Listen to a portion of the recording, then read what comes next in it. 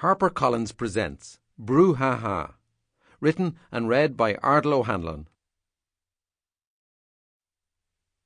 Brouhaha by Ardal O'Hanlon.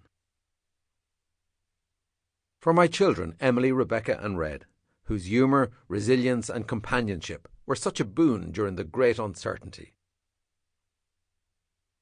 Between thought and expression lies a lifetime.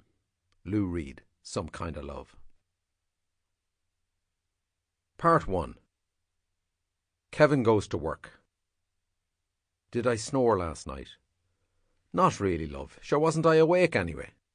Kevin, balancing the tray in one hand, picked up a cup of tea with the other and placed it on Sheila's bedside locker, next to a plate that was decorated with 2 slices of toast, which were neatly quartered, buttered and smeared with a thick-cut marmalade, the thickest cut available to man.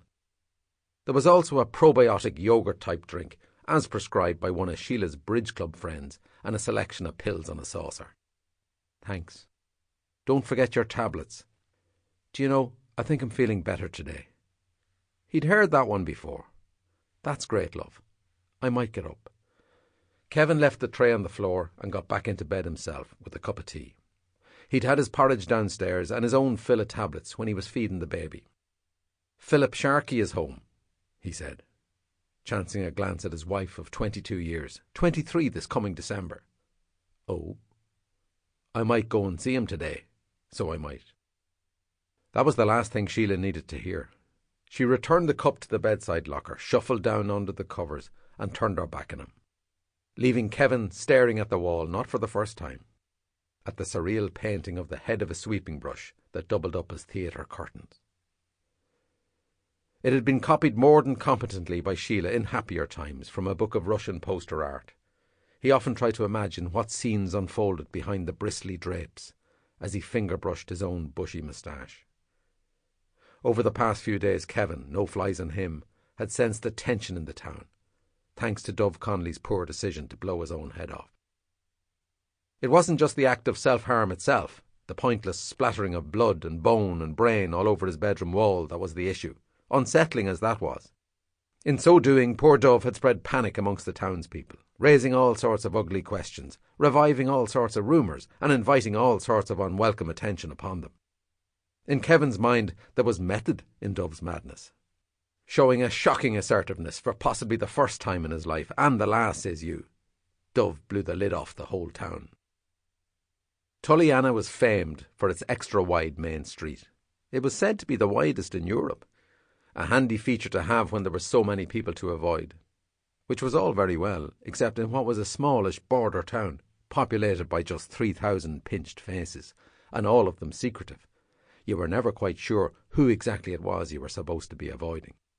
The sun was out for once, out of curiosity, says you, a provocation to the innately furtive natives on this headsore summer's day. As a cop, Kevin couldn't deny that he was excited by the macabre turn of events. To his shame, he was energised by it. With Dove's best friend, Philip Sharkey, showing up unexpectedly, there was a curiosity in the air. Kevin could almost hear the clicks of sheds being unlocked and shotguns being loaded. Or was that just the cogs in his mind finding purchase again after years of inertia?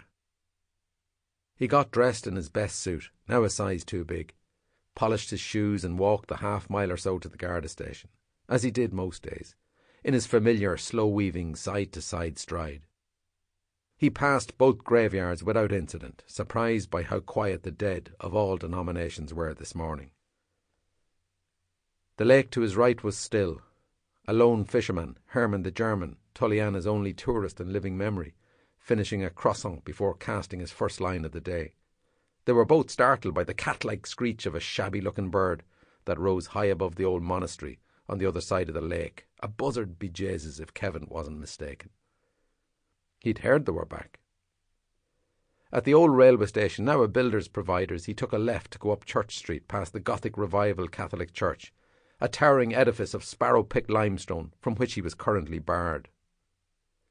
Up through the town he ambled, election posters jostling for position on the telegraph poles, wrought iron baskets hanging from street lamps and shop doorways, bursting with all sorts of floral effusions, lobelia at a guess, Sample complete. Ready to continue?